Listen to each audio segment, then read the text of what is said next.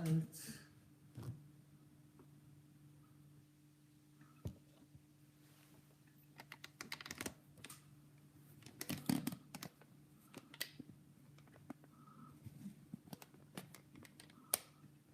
Hello, Ahima Mensa. Is it Ahima or Ahema?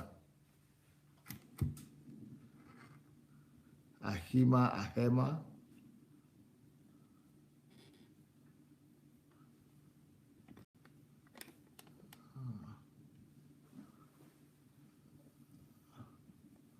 I don't know why today it's like that.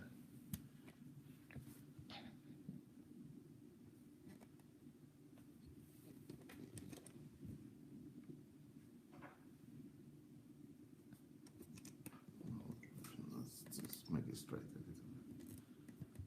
So I could read that. I needed to come closer. Okay. Anyway, it's good, she said. Anyhow. Move this way.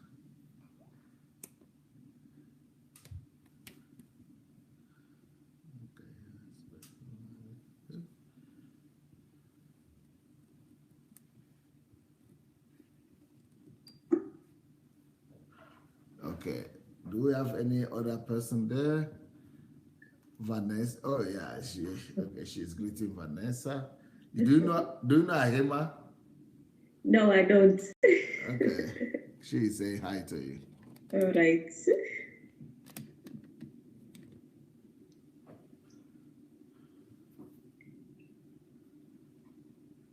Okay, we're happy to see the YouTube audience so far, but I don't know if we're on Facebook yet. Hey, Belle. Hello, Belle.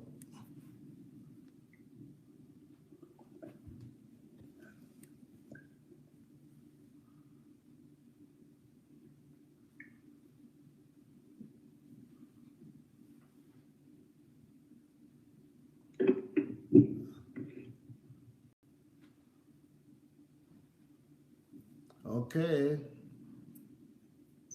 Is there any other person to welcome on YouTube?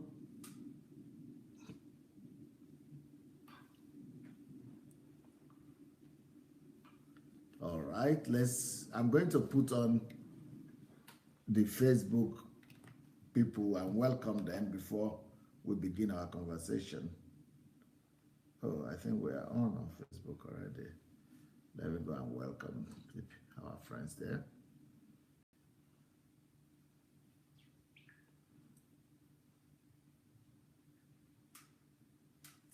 Before we begin our conversation. Oh, I think we are on. Okay, who do we have here? Hello, Bishop Kenny. How are you doing today? Flora Ibrahim, Akban, Doyin, Thorny Bob, Vivian Taylor. Nice to see all of you. Abraham Adeyemi, Omotayo, William, J. Munsaka, Olabisi, Raija. Nice to see you all. Please welcome and let's go ahead and welcome our friends and other people. Let's welcome and let's go and invite and share with friends that might be interested in this particular fellowship today. Hello, Lady Grace. Hello, Lucy. Hello, who is that I missed out on? Yeah, that's from the YouTube.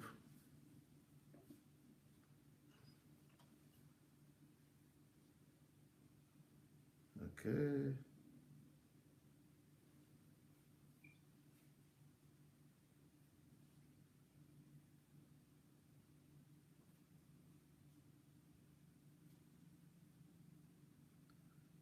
So we are going to be doing book review today. And the book is going to be called How to Be Focused.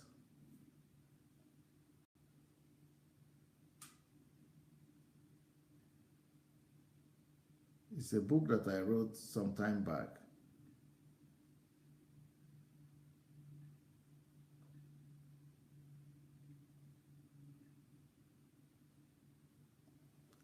We don't have it here. I can't see it here. Is it? I can't. I only have the electronic copy. I'm saying I can see. It's like we don't have the paper copy.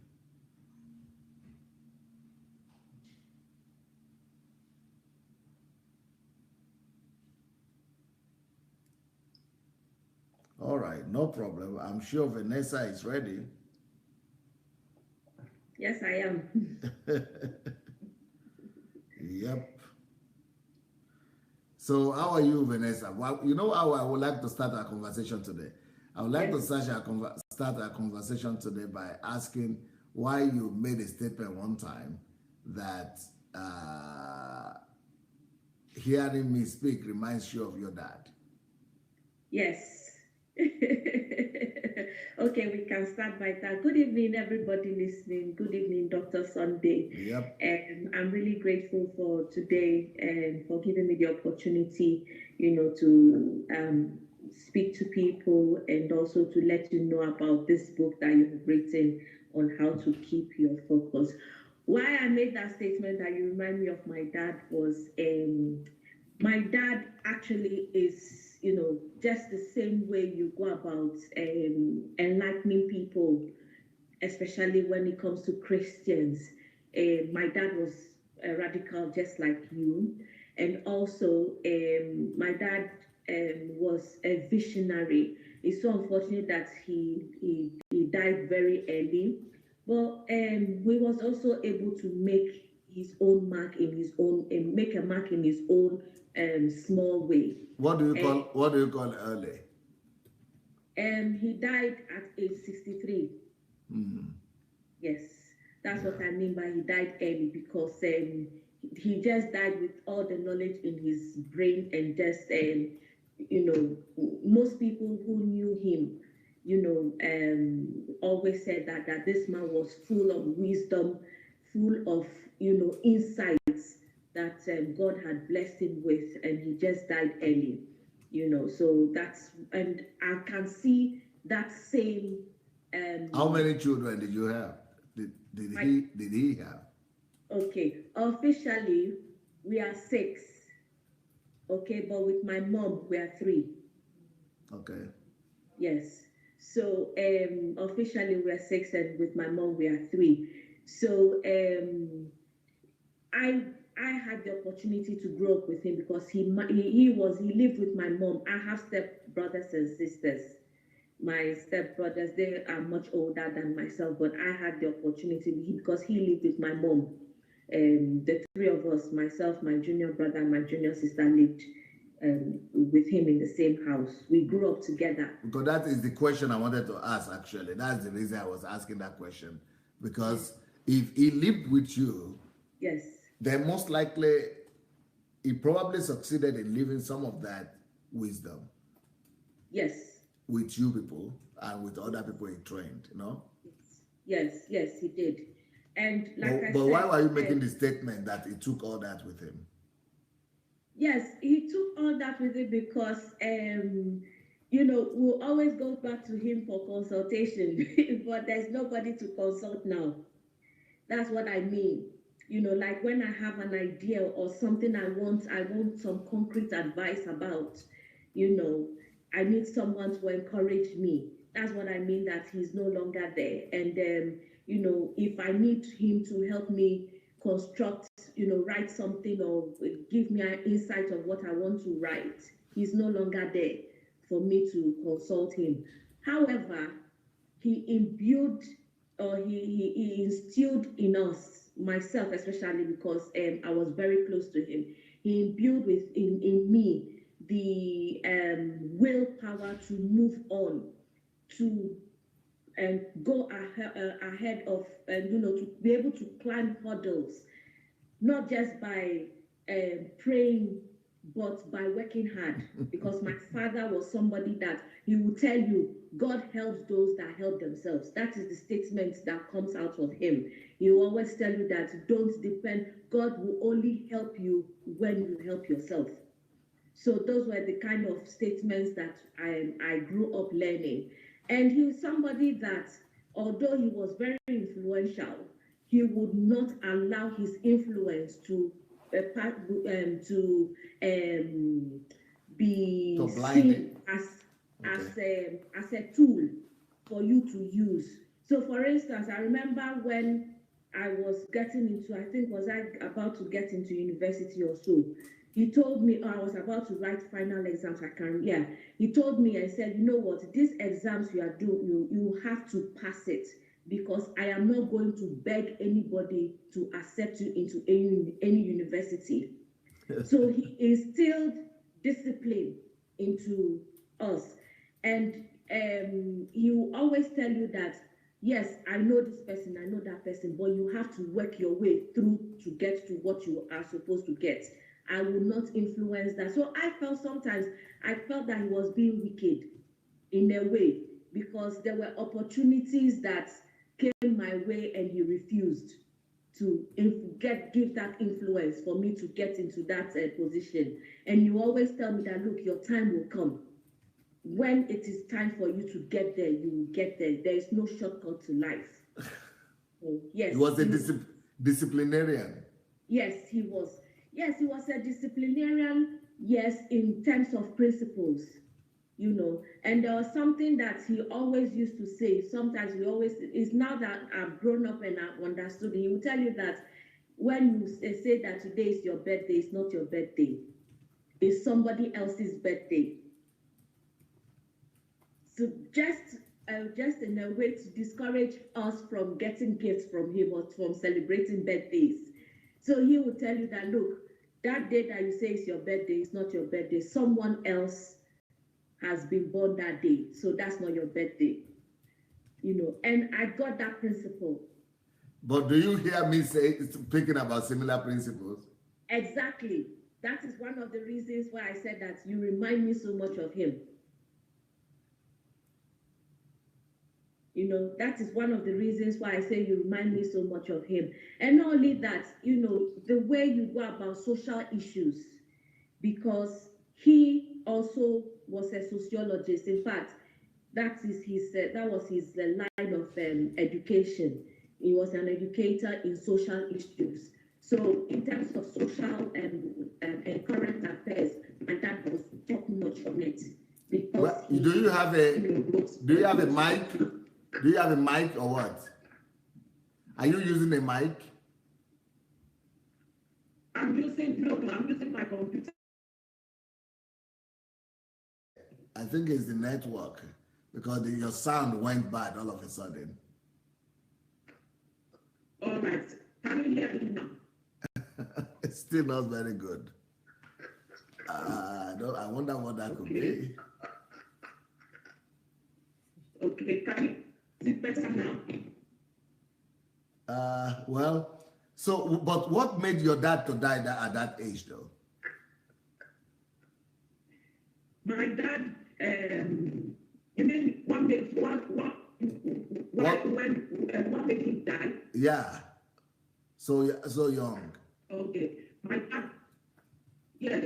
dad was ill, and he didn't take care of himself because he was always working. My dad was working 24/7. And something that was very simple that could have been taken care of, you know, because of the misdiagnosis in Ghana and things like that. So it was too late. It was something, he died out of a pancreatic ulcer. Wow. Which could have been easily taken care of. But, you know, in Ghana, is almost just, I don't know in Africa what our health system is all about.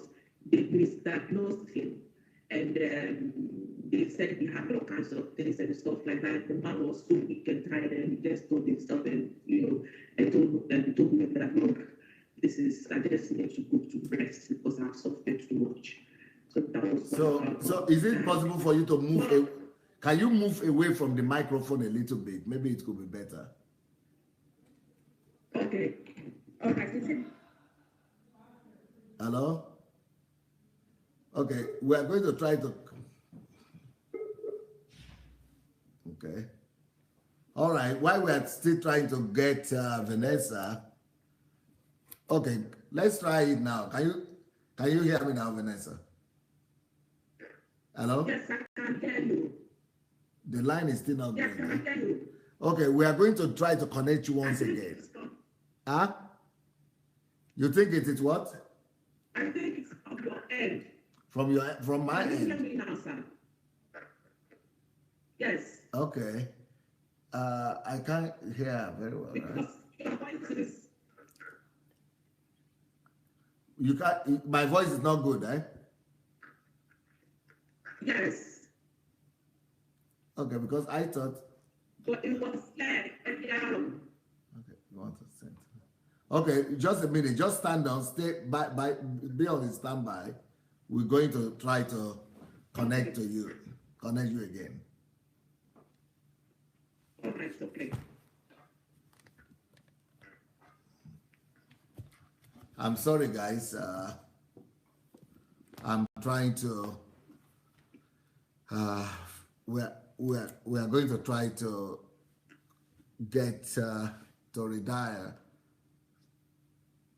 We are going to try to retire Venessa and see how we could get her back online as fast as possible. So sorry for that. Now, who is Venessa? Venessa, she will come and tell us a story, but she's one of DSS family members that is rather active on the platform, and she is originally from Ghana, but she is the daughter of a prominent professor in Ghana.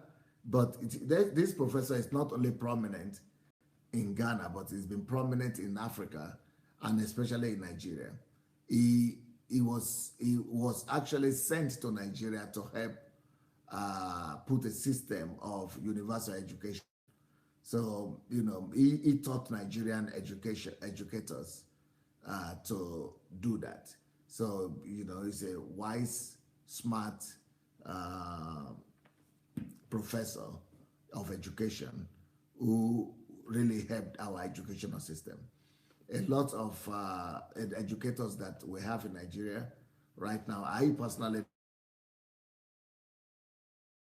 trained by him, and but I didn't know that Venessa was the daughter. So that is one of the things that we started the conversation with, just trying to let you know and to talk about the dad, because the dad died. No, for Africa maybe it's not too young, but for the world and for me now, I know that is now young because I'm 50 and the father died at 63. So I now see that as young. When I was a young man, when I was in my 20s, I used to think that 60 something, even if somebody is 60, that person is already old.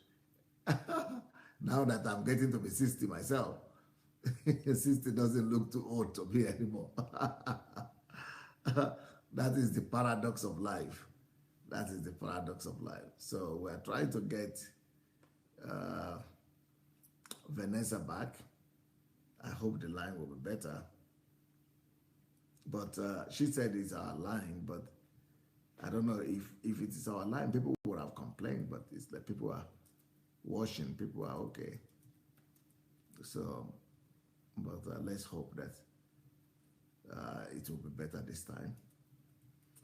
We are going to be doing a book review with her.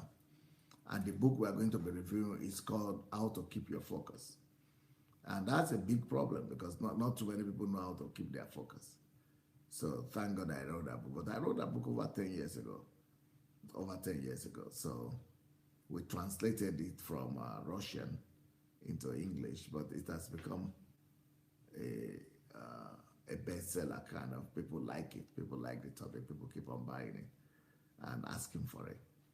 So if you don't have that book, How to Keep Your Focus, you can actually get it on Amazon, and you could order it here from us, from our office, dsasbooks@gmail.com. And you can, yeah, make it look there if you want. So,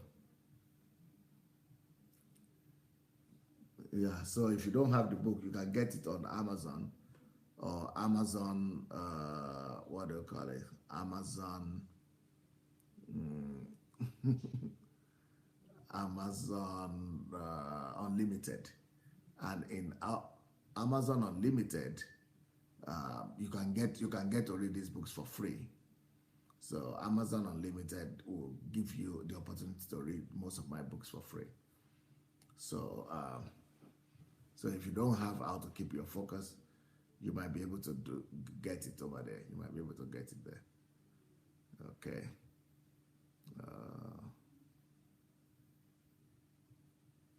So we're still trying to get Venessa. I think it might be a line after all.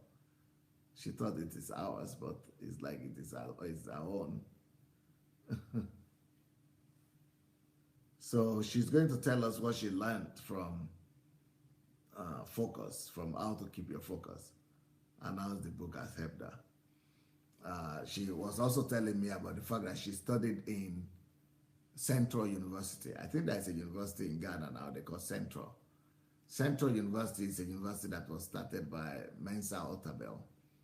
And so I was asking because I thought maybe it's one of the classical universities.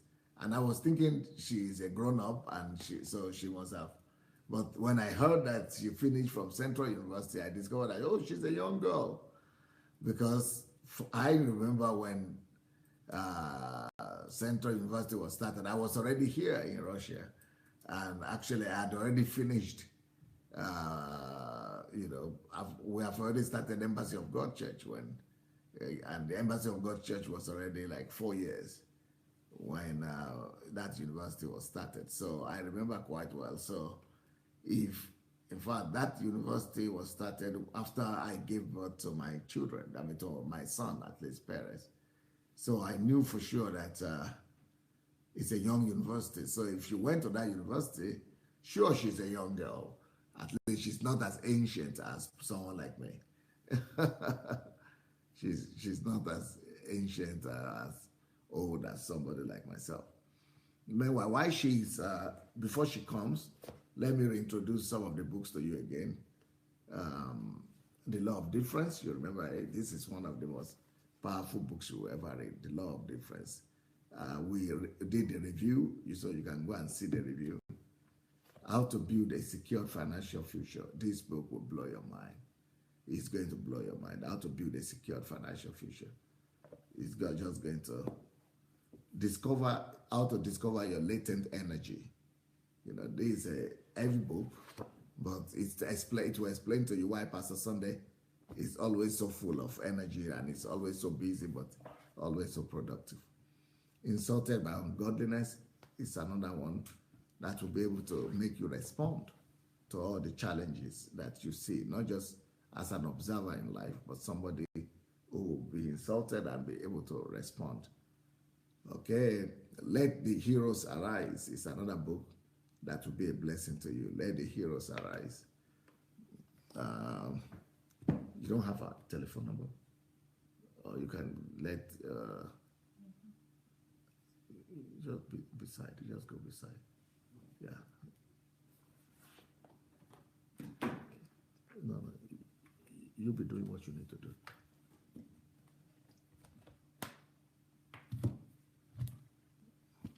Got the pictures coming out there and operate. Yeah.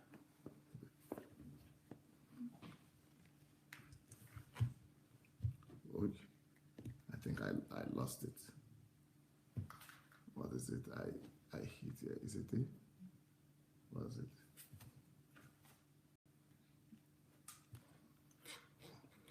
Okay, sorry guys. So Yep. So we're here just to try to encourage you. If you don't have this book yet, The Mountain of Ignorance, go for it. Mountain of Ignorance is one of the other books that will really help Africa, especially. Stop Working for Uncle Sam. If you have not read this book, wow. It's one of the most powerful books I believe I've written. Who am I? Why am I here? Great book. Where there is money, where there is problem, there is money. Great book. 7 Tips to Self-Fulfillment in Life. Another great one. The Creative and Innovative Power of a Genius. Yeah, so these are some of the books that will be life transforming to a lot of people. So, and another thing is that we could all be distributors of these books. If you want, you could be a distributor for every one of these books. And the way to do it is to write to dsasbooks@gmail.com. So this is how to become great. What to do with your time. How to make Nigeria the greatest country in the world.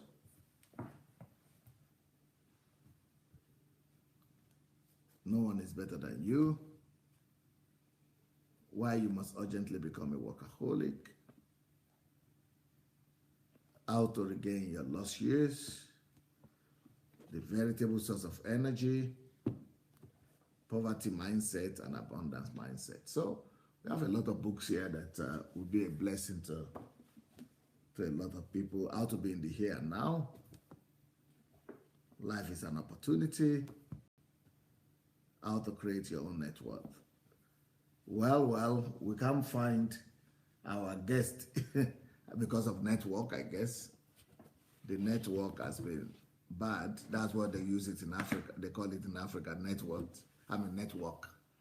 The network has gone away, even though Venessa is based in the UK, but we can't seem to find her. The line it's not so good. Our line is good because we're going on live. We are live now. So it's definitely our line. Something is wrong with our own line. Well, let me tell you about some other things that we are working on. Some of the other books that have been released that you are not yet aware of. Let me introduce you to some of my latest books that we have never spoken about. Or we spoke about them, but I'm going to Amazon right now,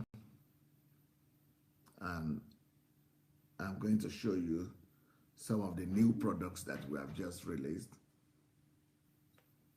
Before the end of the year, we're supposed to have some more books. If my team, if they're able to cope. You'll be wondering, how come your team is able to do so much? Yeah, let me tell you about this one here. I'm going to get somebody to do the review soon. But this book here is a life transforming, life-changing book. You will not believe it. The book is called you might not be able to see it here, huh? It's not clear enough, right? You can't see it, okay. Well, the book is called Discovering the Purpose and Calling of Nations. Okay, what I'm going to do, I'm going to read out to you some of the comments from the people who did the review for this book. You know, you are going to be blessed. You are going to be impressed by this. But I'm going to come back to do a full review of the book. But before then, just let me show you some insight from a new work that we are doing. this is going to be a revolutionary book for every country. Every country is going to be blessed by this book because it is mind-blowing. It's called How to Discover the Calling and Purpose of Every Nation. Every nation. How to discover the calling and purpose of every nation. Okay. Sorry, guys. As things are, maybe our guest, our visitor has come back.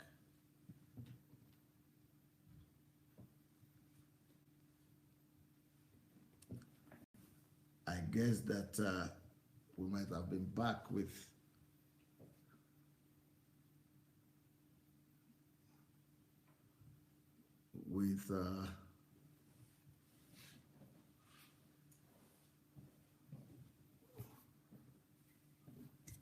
okay, I thought I would be able to give you an idea into the new book, but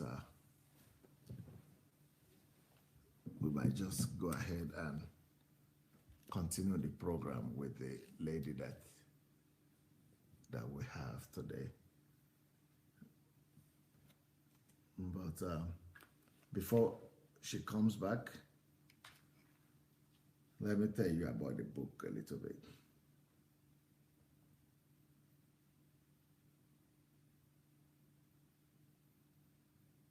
Okay.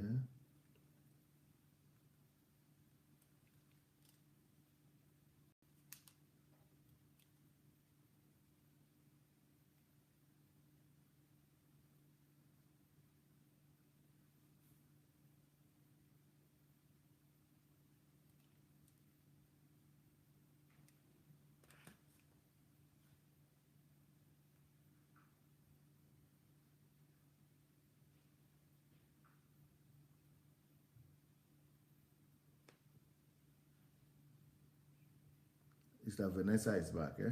Yes, I'm back. Okay, so then can we get here? Yeah, sorry. I think the Skype app on my other laptop. Yes. Updating. So it was updating itself? Yes, exactly. So I've had to use another laptop. So I think that's what the problem was. Sorry about this. Okay, because we were thinking that we are okay here and we wonder why. Yeah, I think it's the application on the other laptop that was giving the problem. But okay. I think this one should work now. Can you check how it's showing? I can hear you perfectly. You can hear me perfectly now? Yes. Okay, let's begin to talk before we put the camera. Can you make your camera can you make so that your head comes up? Yeah, like that. Good. Better. Okay, all right. That's better a little bit. Okay. And let's see how it shows on my side. Okay. Can we move that one to the? We're going to remove the lights. Also, sorry for that, please. It's all right. So, because I heard about your dad. Yes. Ever since, you know, by some of my friends. No, the tall one is okay. Just the smaller one to that side. So, so they were saying it was a Ghanaian professor. Yeah. Yeah, I think you need to move it back. That helped Nigeria to put the system in place. Yes. And so this lady was talking about, yeah, it's okay now, was talking about the Ghanaian professor and his team that, you know, was his mentor. And so she later became an assistant in the Ministry of Education, a director. Okay. I think we're good. About your dad. Keep your focus. Yes, that's the book. Show it more. Yes, that's the book. How to keep your focus. Keep your focus. Yes. Yes. In fact, this book has been very, very helpful for me. Just the first chapter alone, you know, really, really helped me to develop or to take a step further to what I'm doing here in the UK. Yep.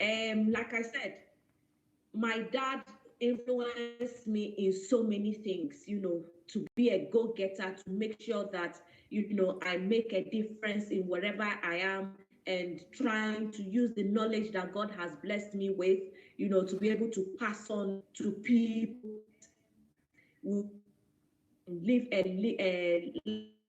so I run an organization, a charity called New Era Initiative in Liverpool. Okay. What New Us is we help migrants, people who are migrating into the UK, to help them understand what child protection is. Because one of the reasons I've seen this a lot in churches, that you have parents who may not know that they are abusing their children, or even the church members are abusing their children, but they do not know that is a norm of play.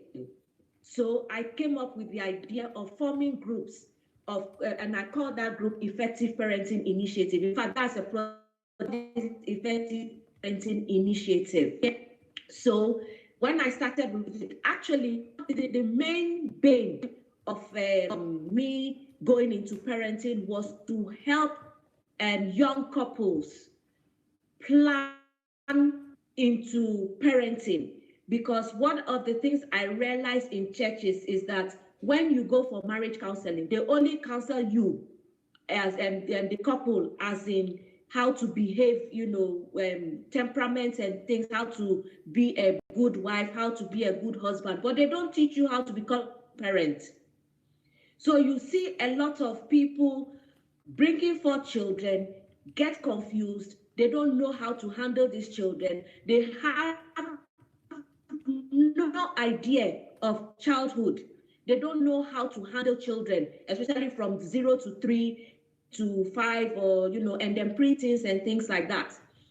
When I started listening to you, in fact, how I even got in touch with it was the parenting series that you have on YouTube. So I started getting knowledge, and this book really helped me to develop. Is helping me to develop it more, to develop that project more. Who recommended who recommended the parenting series to you? I just went onto Google, onto YouTube, and I saw your messages, series by series. Did you know me before, or why were you looking for me? Were you looking for me, or you were just looking for information on parenting? No, I was looking for information on parenting. That's number one. Yeah. Number two, how I got to know you was through my husband, because my husband used to watch you a lot. He used to follow you a lot. And then he would tell me, oh, have you listened to Pastor Sandey, with his series before he started, doing the paganism in church and things like that. So my husband already knew you. And then I was looking for articles and videos on parenting. And that was when I stumbled on your parenting series. And I have had to go back to back to listen. So because when you wrote on YouTube, I want to know this because I want to be able to recommend to other people. So you just wrote parenting on YouTube? Yes, on YouTube. And then I came across yours. So many lists of videos came up? Yes, many lists. Mm-hmm. Many lists of videos came up. And what stumbled to your parenting series was, as a pastor, talking about parenting, and as a Yoruba man, talking about parenting was what interested me, because I'm surrounded living in the UK. So I wanted to tap and understand why this man is talking about parenting. So when I started listening to your series, oh my goodness, on the way. So because the reason why I'm asking about this series of parenting is that there is no one individual who has come up to talk about this particular series on parenting. Okay. No so one I'm has. the first person. Yes, no one has. Maybe we will not even talk about focus today. Maybe we are going to talk about parenting because that is no one has spoken about that. And I was wondering, so nobody has noticed that one is there or what? Some people are talking about prayers, some people are talking about truth, kingdom, or faith, but parenting is like they don't notice it. They didn't notice it. Yes. So when I saw that a pastor, a Yoruba man, a Nigerian is talking about parenting, in fact, that was what blew my mind away. And I even had to, I talked about, I'm coming up with a book, and I have to read that book again because I'm listening to your series that is helping me to put down a lot of points. Now, where this book comes in was when I started listening to you and I had to go back to school to go and understand what childhood is all about. So I went back to school, did an access course in humanities and law, which enlightened me because what I do with this my effective parenting initiative is to help parents identify the laws on child protection and the Children's Act, because a lot of them don't know and the churches do not know. And this is the problem. The churches, some of the churches do not know that some of the actions that they do, they carry out, especially when it comes to things like fast and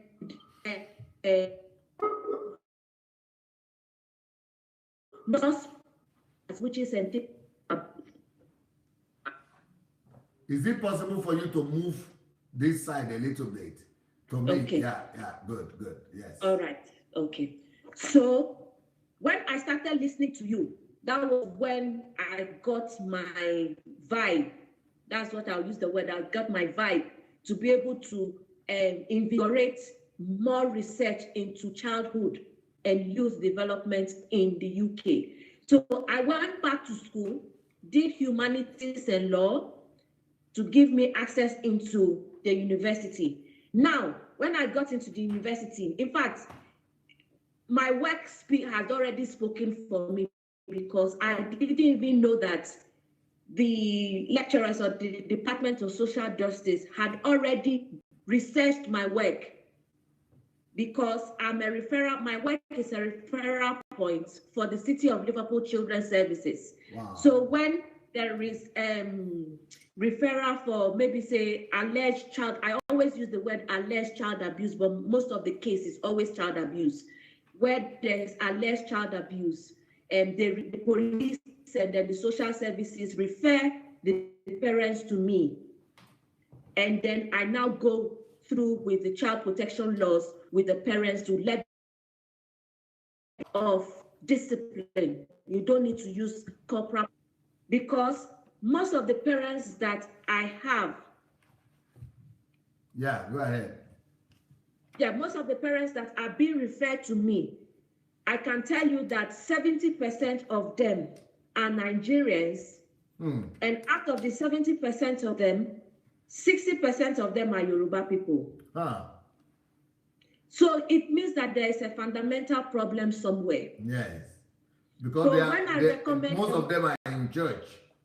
Most of those Yoruba people, they are going to church. And while they are in church, they leave their children to the streets. Exactly. You see, when we've got referrals for where parents have neglected their children, some of them, there was a case that a woman left her children and went for an all-night party. So the 3-year-old, she had the 3-year-old, the 5-year-old, and the 8-year-old. So the 3-year-old now opened the door, because they live in a block of flats, now opened the door and started crying, looking for his mother. Wow. So the neighbors were didn't know what to do. And that's what here in the UK they do. When neighbors start hearing children crying and things like that, she called social service. First of all, she called the police. So the police came in. and looked and stayed in the house until waiting for the mother to come in. Wow. When she came in, she was drunk. Drunk? Yes. Wow. So those 3 children had to be taken away from the woman. Wow. Now she's it's a matter of, you know, back and forth, trying to get her children back. So somebody now told her about my service, and now came to me and was now trying to see how best I can help. So I said, well, she's not a believer then? Yes.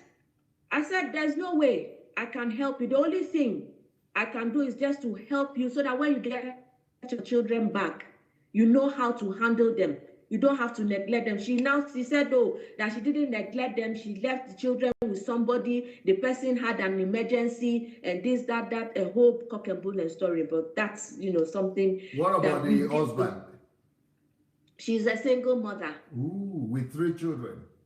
Yes. Wow. Sometimes these are some of the things that I try to get, you know, when people are being referred to me, that we have in a system whereby a lot of people think that being a single parent, they have these 2 parents together, but for benefit, fraud, and things like that, you know, the man is living somewhere, and then the woman is living somewhere with the children. He only comes in once in a while and things like that. You know, and this is a norm. They are fraudsters. Yes. You know, this is something that is happening. So what I do is I hope Christians are not doing that though. It's happening. Wow. It is happening. What do they teach in churches then? That's the problem. You see, so I try to bring my service to the churches, you know, to try and let them know that, look, these are some of the things that you need to be wary about, because all eyes are on immigrants here in the UK. And the number of children that are being taken away into the child protection system is on the rise.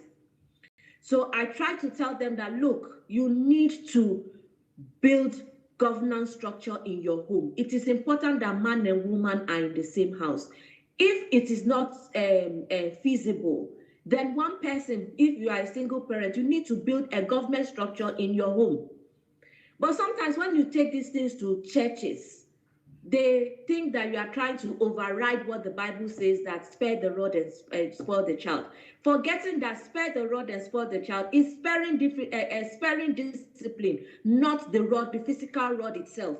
Because most of the children who are being taken away are alleging that their parents are physically chastising them. And some of the time, or would I say 80% of the time, is right.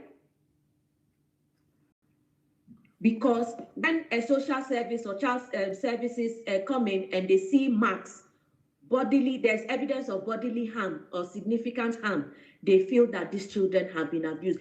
When there is not, there hasn't been any physical chastisement, even when you see that the children, you know, children play and hurt themselves and things like that. But when a child has said, my mommy beats me, or my daddy beats me, or daddy hits me, or my daddy spanked me, or things like that, and there is a mark on that child, social services will take that child away from the house.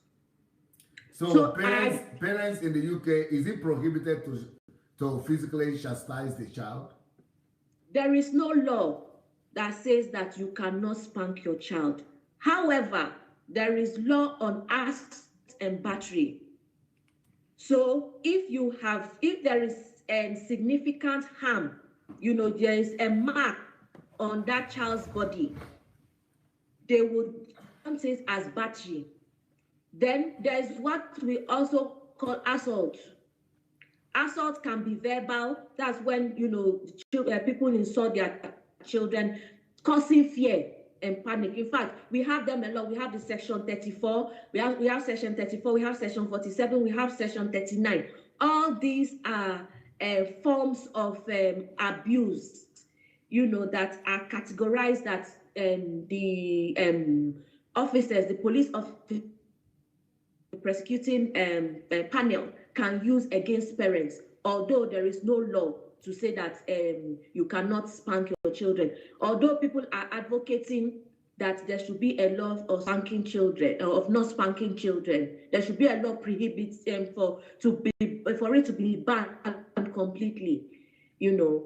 But people, there's no that willpower is not there yet. We haven't gotten there yet, you know. So I try to let these people understand that, look, if you continue to do this, or if you are doing stuff, there are disciplined children. So if you want to other ways, I recommend Dr. Sandey and parenting on YouTube for you to listen, and then for you to understand what childhood is. Because one of the things that we've come to realize is that childhood in the UK is changing over time, because children are being exposed to so many things, and parents need to get to upbeat with it, because we are seeing that they're saying childhood is in crisis and things like that. Parents are becoming paranoia, you know, of safety and things like that, especially with internet and stuff like that. So I always try to tell parents that, look, the way you were brought up is not the same way you can bring your children up. There are two different things entirely, especially when you are living in the UK. First and paramount, your children who are born in the UK are property of the UK, property of the Queen. That is what we say, because it is the Queen's emblem that is endorsed on the children's birth certificate. So the state has every right over you as a parent. Is that so? Yes. The reason being that childhood has changed over years in the UK. Children had been treated worse in the 18th, 19th century. So they do not joke with children. And that is something that I always like to instigate in our parents, that because of the way children have been treated over the years, the laws are there. And especially there is one of which was very, very paramount in the year 2000, and I think was it 2000, the year 2000 or 2004, on a Congolese girl called Victoria Klimbe. In fact, that was when the UK established the Children's Commissioner, where all these Children's Act and everything came up, you know. So in particular, what happens to the Congolese? Yes, she was accused, I think she was beaten to death. She was accused of witchcraft or so. She was tortured, and so many, in fact, it was a very gory story. Very, very, very gory story. In the UK? Yes, here in the UK, yes. Not only that, we've even seen so many other cases as well, especially in London. We've seen so many cases. So that is why social services are very particular, especially when it comes to African children. They don't take chances. And that is why I try as much as possible to educate parents, because their eyes, the social services their eyes are on African children. Does it ever happen that they will take your children away forever from you? Yes, it's happening. Or just temporarily for 1 year or for 2 years? No, it is happening. Some of them for life. Some of them for life. I know of one that has been that was taken away from the parents. The mother or father only have access to that child, I think once in a month or something like that, and that child has become wayward. Just because the parents are not, how will I put it, they don't want to compromise. They don't want to see the child's perspective and things like that. It's a very sad story. It's a very sad situation that we are facing here.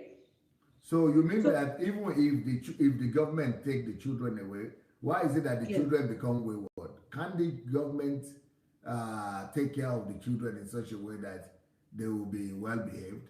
That is the problem.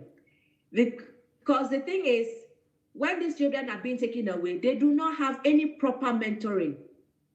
They are giving the government that is taking them away, why should you take them away without making provision? Exactly. The only provision they give them is the material things. They do not give them the principal things. And that is why I'm studying childhood and youth and social because the policy for children is nothing, excuse me to say, it is strong, but it doesn't look at the other side to benefit the children. Because they don't look at it holistically. And that is the problem we are having in the British society. Everybody is one way. We are not thinking out of the box. So what if, okay, if a child is taken away from and taken into the state because we want to protect that child from significant harm and things, what kind of programs are we creating to mentor those children so that those children are brought up with principles?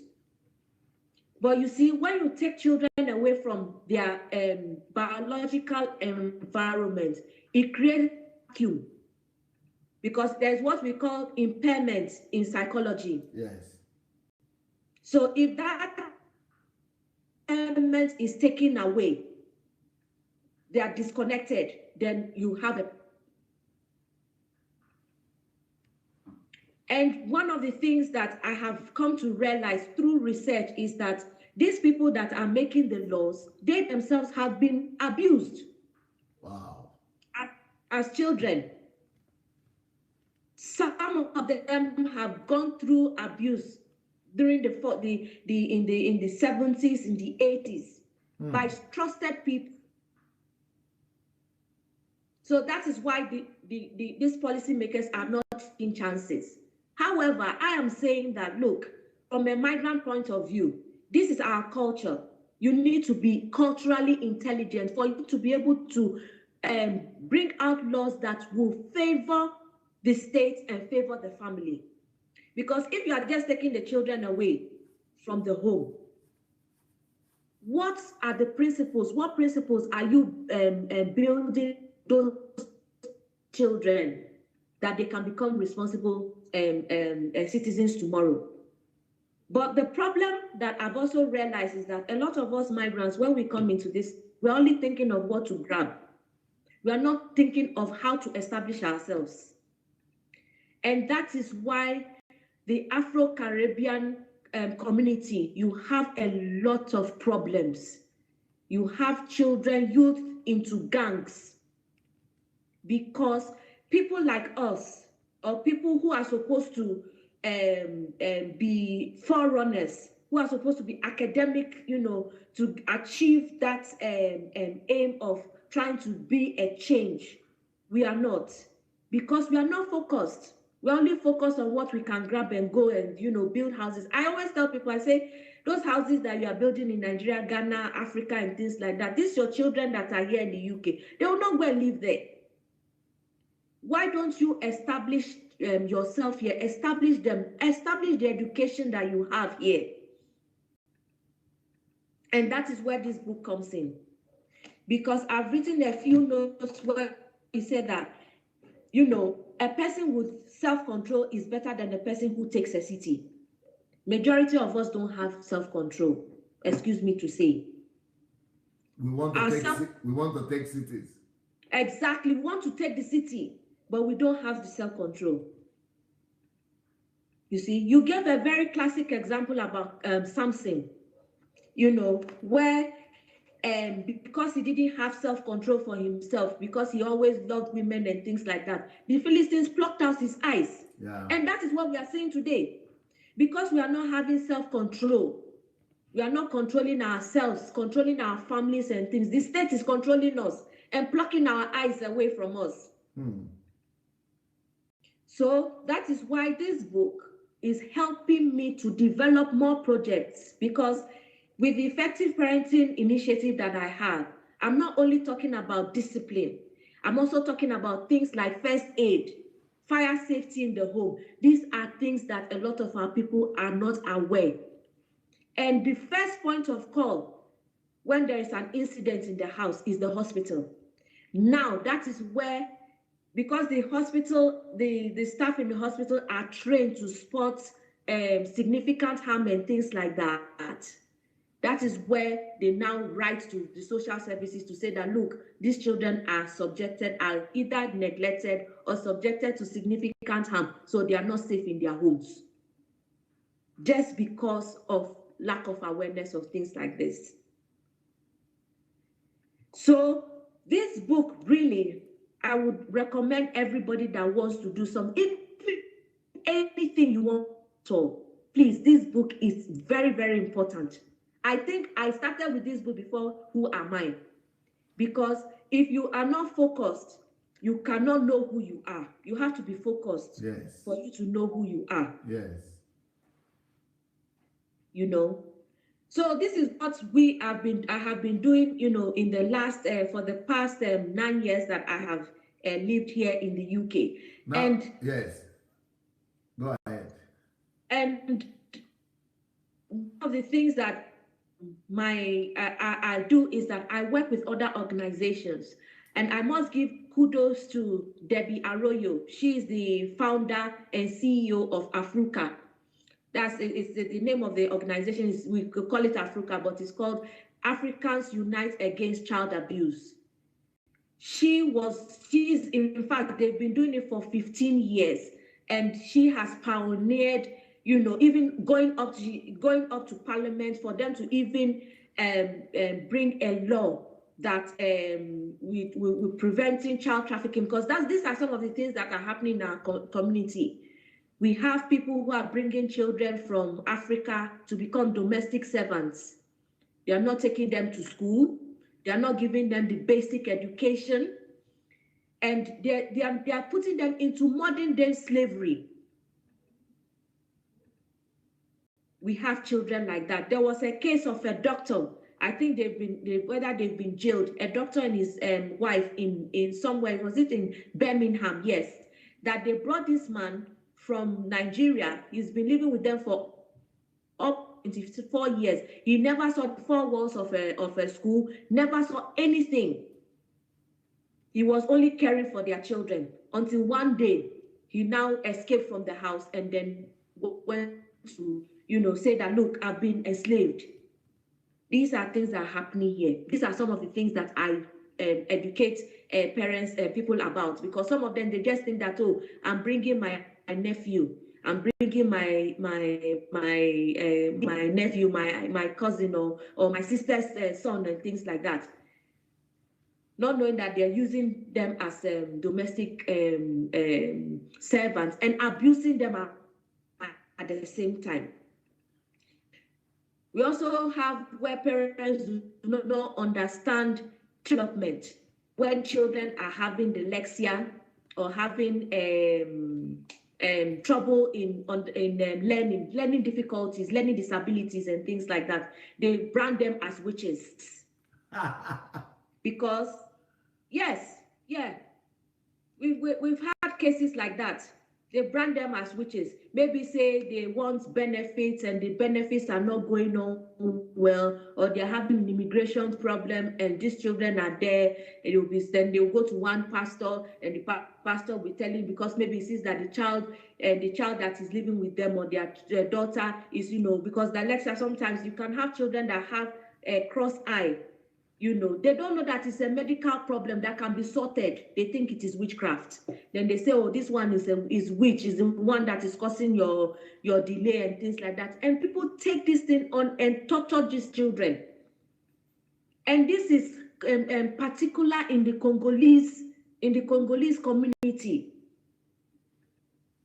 You know, Victoria Klembe is a Congolese. The other one that we heard of in London, I can't remember the name now, that was tortured and they died on Christmas Day, was found dead on Christmas Day, I think a few years ago, was also a Congolese. So these are the things that I try to educate them to say, look, there are things that, luckily, thank God that you are in a country where these things can be treated. You know, when a child is bedwetting, they say that one is when, because the child goes to meeting in the night, you know, their witchcraft or mommy water meeting in the night, then he or she is enjoying himself or herself, you know, and this bedwetting. Meanwhile, bedwetting is a urologist problem. It's a problem with urology, or a problem with the kidneys or things like that, which can be sorted. But most of these people, they don't want to listen. So I try to teach them, teach parents how for this have doctors coming in as well, so that they can educate these people to understand, because sometimes when they see me, I'm saying it, they think that, Sister Venessa is you are not spiritual. So she doesn't even know what. Exactly. Not spiritual and things like that. And that's one of the things, they go back to school so that I can have authority. So that when they see and they see that at least now she has an authority, she has something backing her, that what I'm saying is really makes a lot of sense in a way. What did you read back in Ghana? What did you study? I did business management. So why did you move? But the children, childcare is your burden, or is your passion, or is your calling? Childcare, would I say, is my passion and my burden, because I have children, and to God be the glory. I have my son. My first son is 17 this year, so I know the kind of stages of from childhood to teen. Now next year he'll become an adult and things like that. So I've had that experience, and I have two toddlers. I've got a 5-year-old, and I've got a 6-year-old, and I've got a 4-year-old. So I've seen the transition, and I've seen the difference of their upbringing as well, because the 17-year-old was born in Ghana, so he has the Ghana training, and then this toddlers are born here, they have the UK training. So sometimes I see the difference. I see it's a different way of bringing up children. There are two different things entirely. My toddlers can talk to me and ask me questions and even say things that sometimes I even wonder how they even think of it. But my 17-year-old will, use time, to ask me a few questions that, although he's very free with me, he discusses everything with me, tells me everything, even tells me how the adults are disturbing him and things like that. Have that freedom and things like that. But I see is not as astute as the toddlers because of the environment that they live in. So I know what I'm talking about. And also, when I was in Ghana, I was a Sunday school teacher. So I knew the difference of how children are being brought up in churches. And I help sometimes in the children department here in the church that I attend. Although sometimes it's been a while I've been in church because I've been busy and things like that, So I see the difference. I see the difference complete, And I always say that for people to be changed, this has to start from the church. And I am happy of the series that you are doing, because those that are watching, those that have common sense will understand what Dr. Sandey is saying, because you are saying it as a pastor.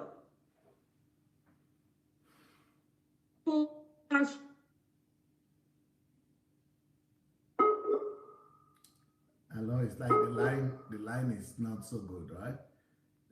The connection is breaking. They don't respect us like. Sorry? Okay, say that again.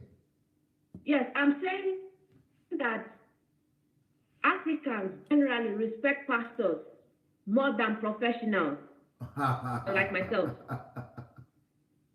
So when we are talking about some of these things, because there are some times that I have suggested some things that should happen in church, but some of the churches are not listening to me.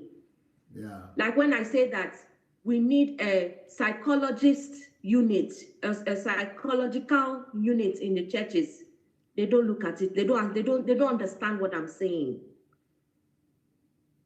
Because some of these parents have had tough times as children, which exhibits their character. And that's why some of the time, most of my parenting events, I try as much as possible to focus on them to see how they can change themselves. Because somebody grown up to be used to beating, to physical chastisement, and that person thinks that that way of life is normal, that person needs help, and passes it on to the children. That person needs help. It's not their fault. It's the kind of childhood they were brought up with. So I try to work on the parents. I try to tell them, I say, look, whatever you didn't like when you were grown up, say, don't do the same to your children. However, have a grip on your children. What I mean by having a grip on your children or their children is that they shouldn't over-pamper them. They shouldn't be, because in the society that we live in, parents can be permissive, give the children everything that they want because they are scared of social services. Now, I'm dealing with the parents. I also deal with the practitioners as well. I try to teach them how to be culturally intelligent, how to understand how the African family is. I have been able to do, I think, about 2 workshops now for police and social services here in Liverpool. So anytime I call for, they are always ready to come into my events because they see that I'm giving them insights as to how to, because where it comes into an African school, is sure. Their mind is to persecute person. And I know you persecute, you need to understand where the person is coming from. You understand? Because they are looking at their own laws on and how children have been treated, you know, in the past. But sometimes I say, look, sometimes most of these African parents don't mean harm for their children.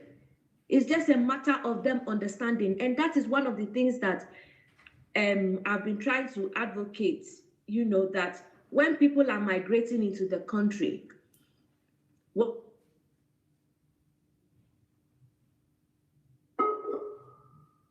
okay, we're having connection issue again, but this is a very important topic that Venessa is talking about. We are not, yes, go ahead, please. Yeah, we don't know.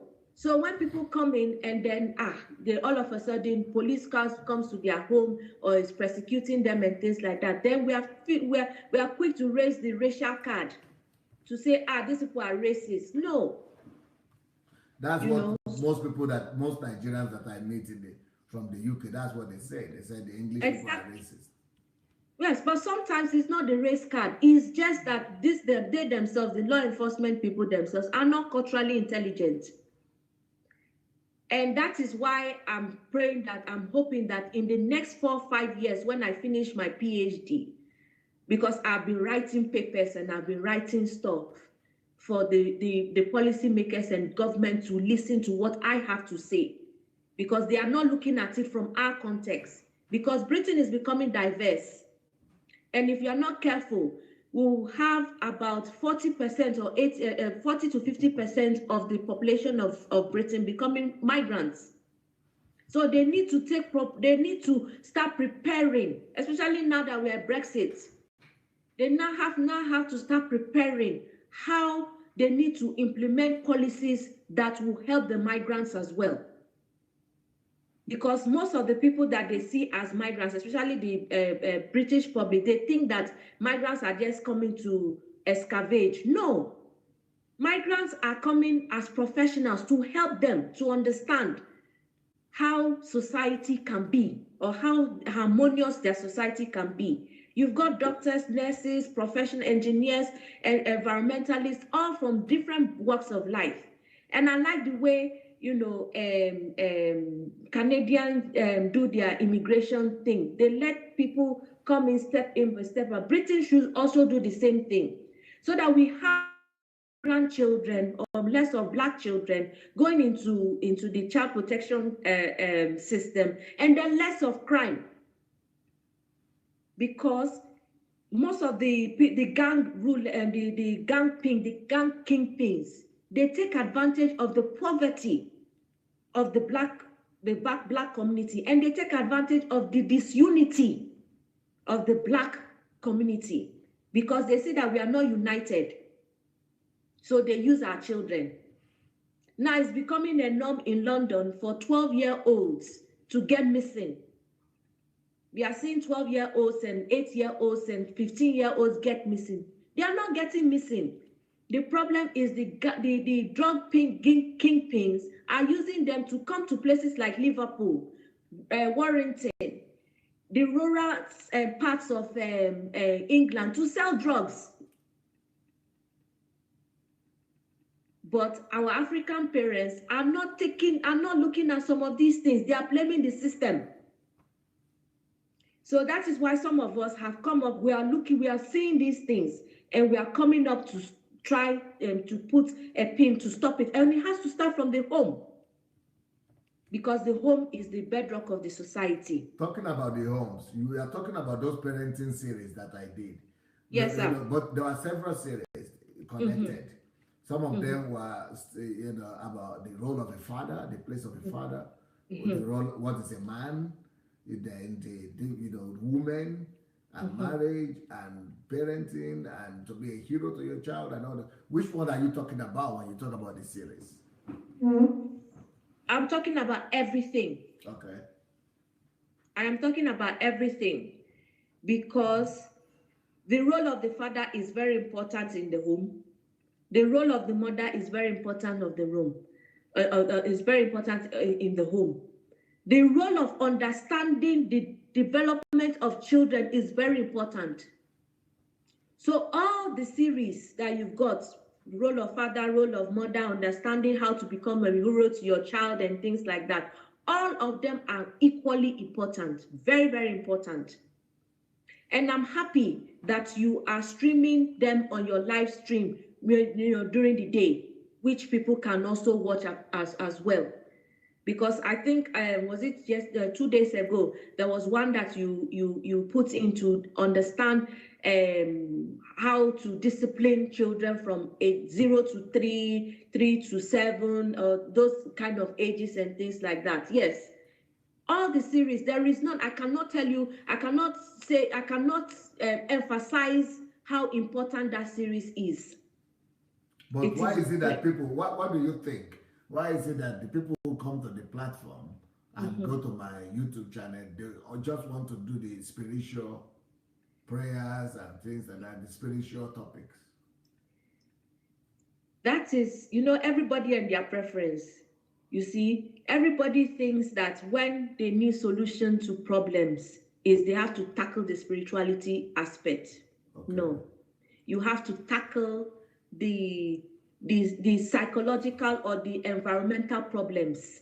That is the key. That is the key. And that is why this book is very important, how to focus.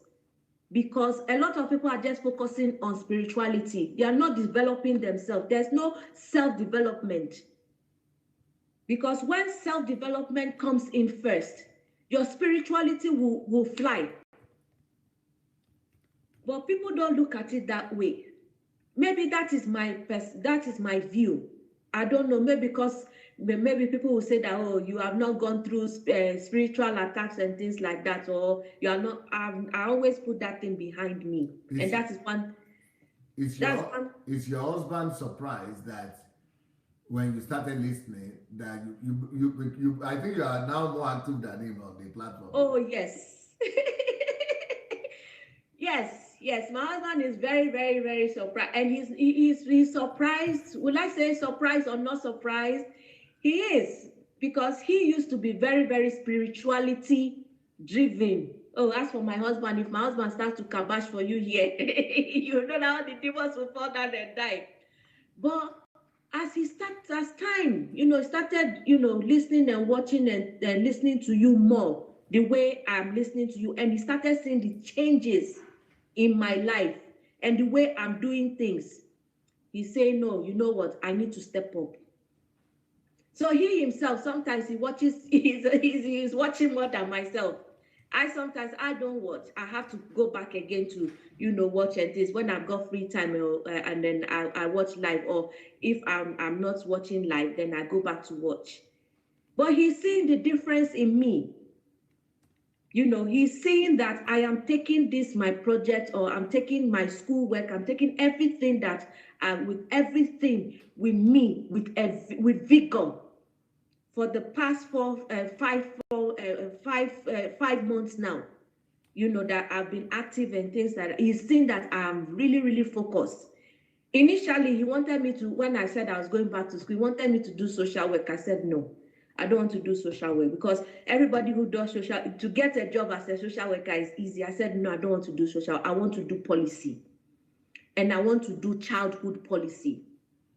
I want something that at the end of the day, when there's implementation in the UK, my name would be written, as Venessa was one of the people that implemented this policy, and we are following it through, so that my children will also learn from me, because I'm a role model to my girl. Just like your father, I never knew you went to. I've already started hearing about your father. Yes, that is it. As they will say that Professor Samuel Kweku Boateng was one of the people that implemented citizenship education in Nigeria, yes, and also implemented book policy in Ghana. Yes. That's how I want my name to be recognized in the UK, as one of the pioneers that set up that helped develop child policy for African children or migrant children. When you talk about migrant children, why is it that you say the most problem is now connected to the Nigerian children? It used to be that it is the Jamaican children before. Yes, it still is, but you see, the Nigerians are growing, because of population and things like that. So if you meet any black person in the UK, at least the probability of you meeting a Nigerian is 80%. 80? Yes. That is how